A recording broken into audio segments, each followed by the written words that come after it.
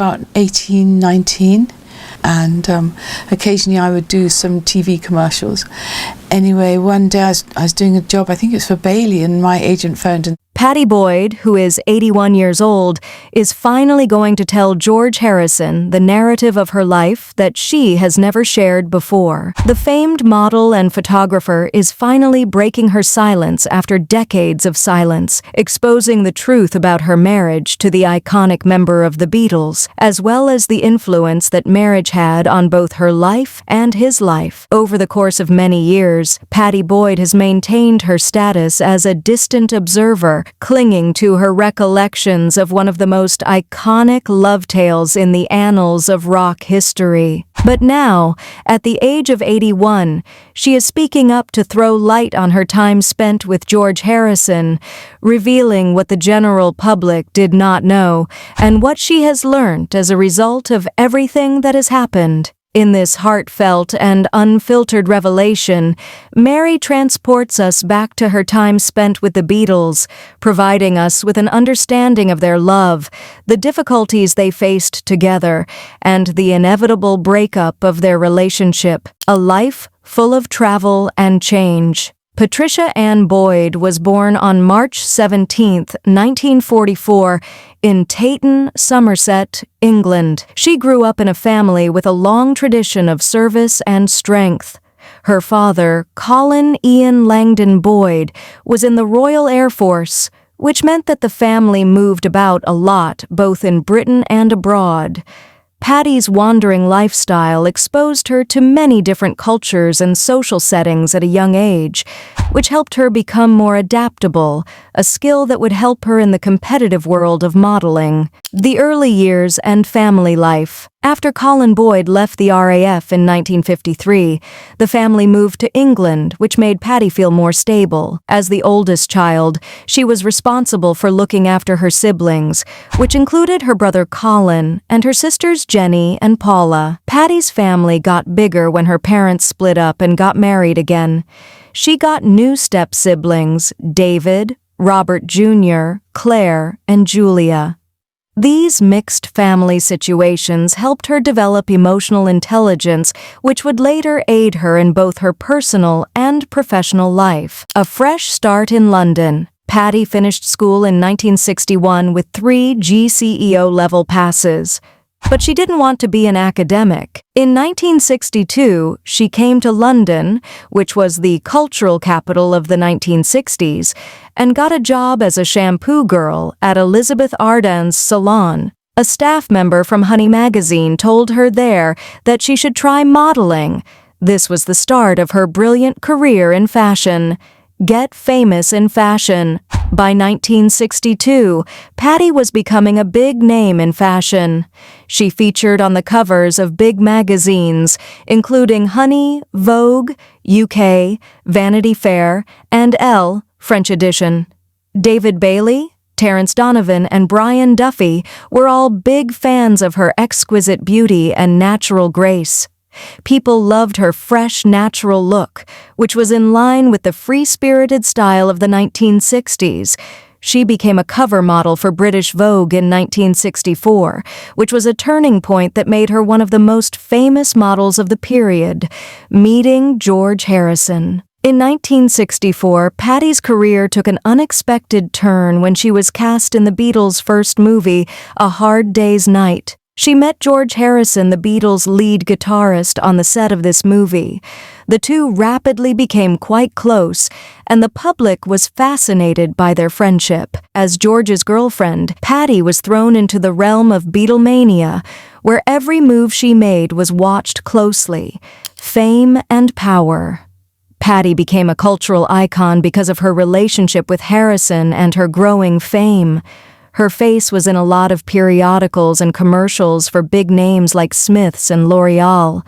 People in the media often said she was the most beautiful of all the Beatles' wives and girlfriends. Pattie's looks and style set the bar for women in the 1960s, showing that women were moving away from the polished, glossy images of preceding decades. A new voice, Pattie's London Letter. Pattie had an impact beyond modeling when she started writing a regular column for 16 magazine called Pattie's Letter from London. She gave readers a behind-the-scenes glimpse at London in this column, from fashion on Carnaby Street to stories about the Beatles and the Rolling Stones. Her writing was immensely popular with American youths because it reflected the spirit of the period. This writing job helped her become even more famous by letting her reach more people.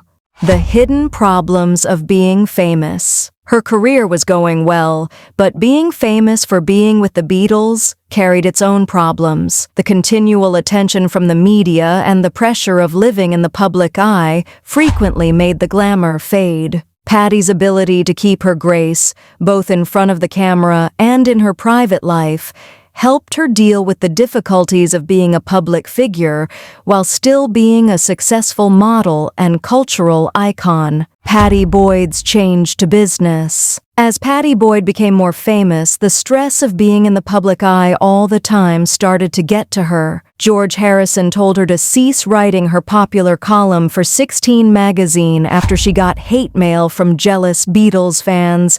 He did this for her own peace of mind. Pattie put her efforts into business instead of looking for a new creative outlet. She and her sister Jenny launched a store named Jennifer Juniper in the trendy Chelsea Market neighborhood of London.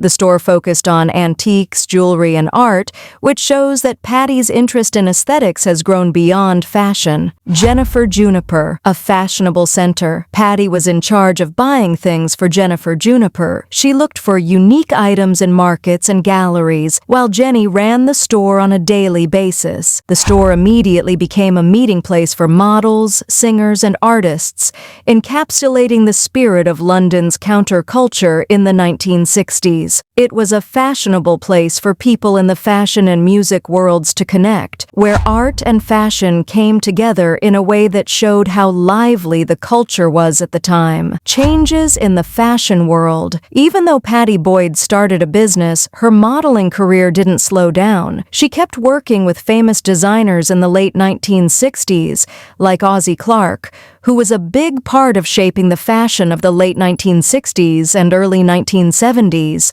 She was on the cover of British Vogue again, showing off her ageless style. She also took part in notable photo shoots, like one with her sisters that showed off how beautiful and graceful they all were. Pattie's career hit another high point when she collaborated with model Twiggy and photographer Justin Devil on a cover shot for Italian Vogue. These partnerships made her one of the most popular models of the time, and they still have an impact on fashion today. Pattie Boyd's romantic path. Pattie's love life was just as complicated and interesting as her work life. She married George Harrison, Eric Clapton, and later Rod Weston, which were all important times in her life. Her connections showed how she had changed and grown over the years, from the exciting heights of Beatlemania to more reflective years. Each marriage was a new chapter in her life, when love, heartbreak, and artistic inspiration met famous musicians. George Harrison is my husband. Pattie's first husband was George Harrison, the calm and spiritual guitarist for the Beatles. In the middle of Beatlemania, they got married on January 21st, 1966, in a tiny, simple ceremony at the Epsom Register Office in Surrey, England. Their relationship started when they met on the set of A Hard Day's Night in 1964. Pattie played a schoolgirl fan in one of the movie's train sequences, and she and George hit it off right away. Pattie turned down George's proposal at first because a glamorous but tense relationship. Pattie was a famous model in the swinging 60s, and George was one of the most famous singers of the time. Their marriage was a mix of pop culture and fashion. They resided resided in a psychedelic fantasy mansion called Kinfons in Surrey early in their marriage. Friends like Eric Clapton, Bob Dylan,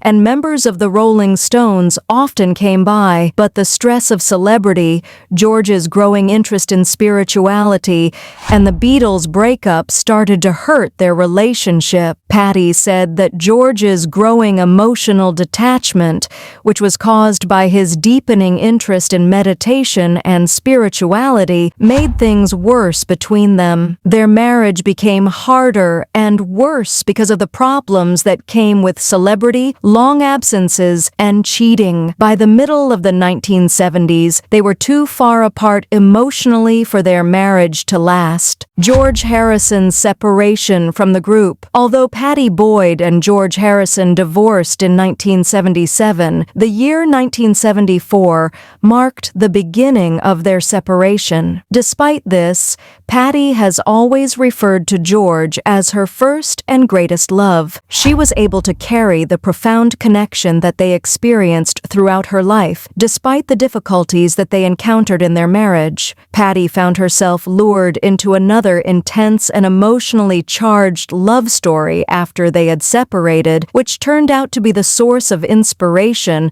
for some of the most memorable rock songs in the history of the genre.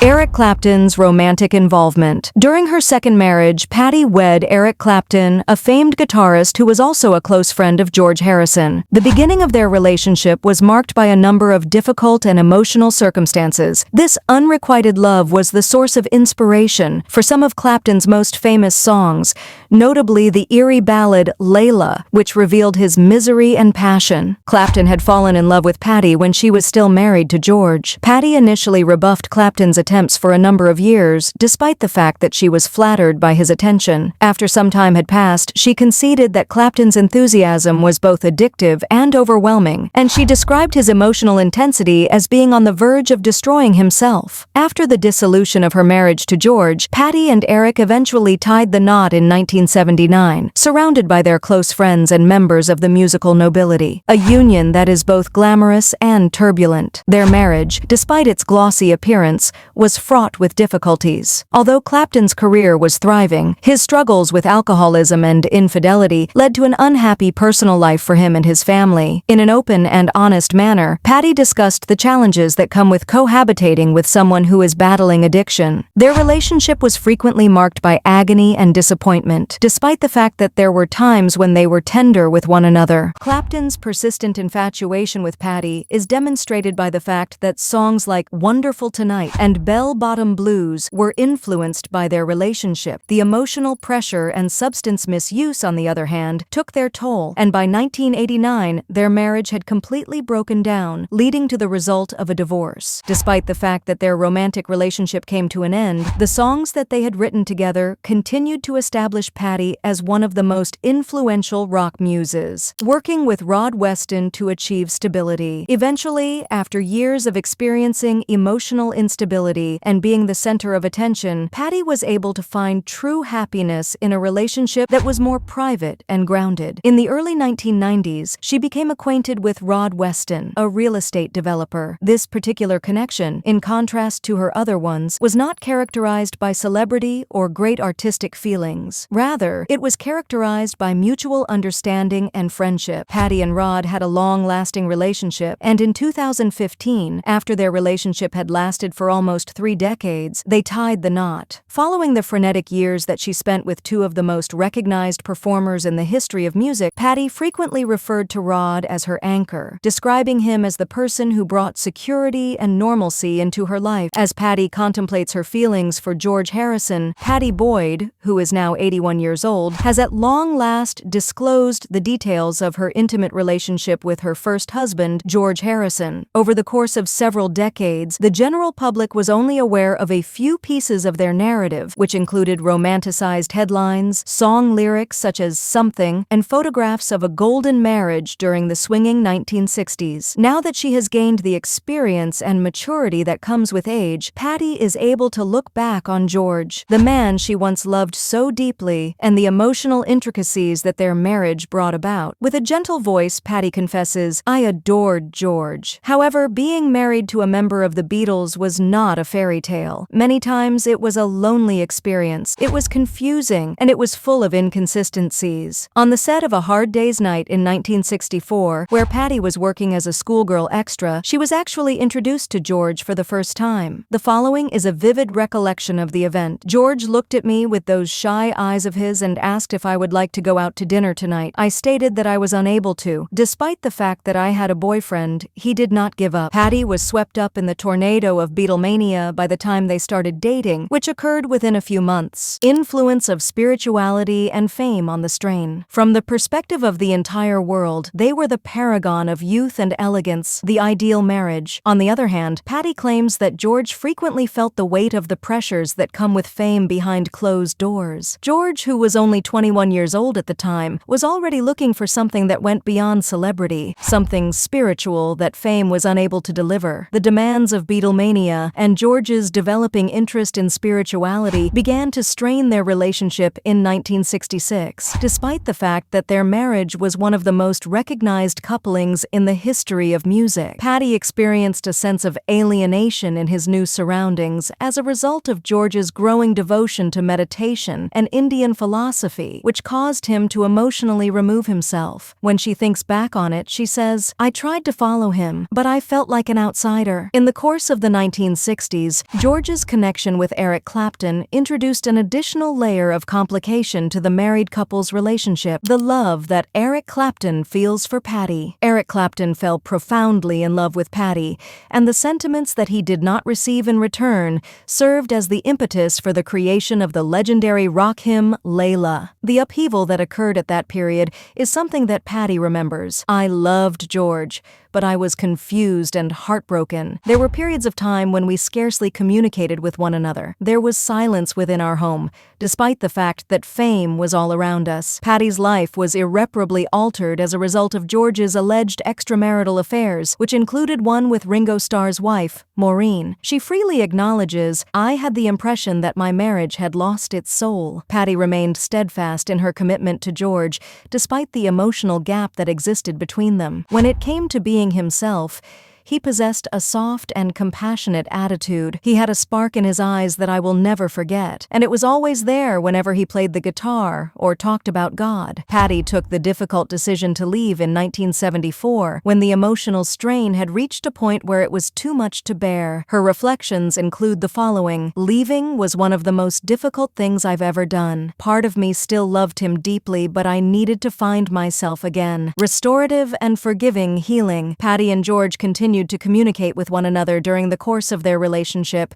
which evolved from grief to a peaceful companionship. "In the end, we were able to forgive each other," she recalls with emotion. "Only gratitude for what we had in common remained, and there was no trace of resentment left." Pattie had profound grief upon learning that George had passed away in the year 2001. She came to the realization that despite everything, he had left an indelible impact on her soul, a love that will last for decades. Pattie owns up to the fact that George was her first significant love. "I don't believe that is anything that anyone ever forgets." When Pattie thinks back on the time they spent together, she describes George not only as a rock legend, but also as a morally flawed and spiritual individual. In her admission, she says, "George was not perfect, and neither was I. However, what we had was very real." The ups and downs of their love story ultimately resulted in the creation of music, art, and feelings that continue to reverberate in the present day. Pattie's final musings are filled with tenderness and clarity, demonstrating that love, despite the fact that it does not necessarily last forever, has the power to mold who you become. In conclusion, she says, "George provided me with the ability to look beyond the material world